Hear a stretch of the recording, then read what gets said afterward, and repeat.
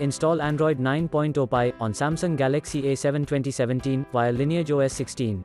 Please check the description for important notes and all the download links. First download ROM and GApps packages, then transfer the downloaded files to the phone storage, link is in the description below. Step 2. Boot your device into TWRP recovery. Once in TWRP, click on Wipe, Advanced Wipe, and select the check boxes, as shown in the image, excluding internal storage. Step 4. Swipe the button to wipe the device.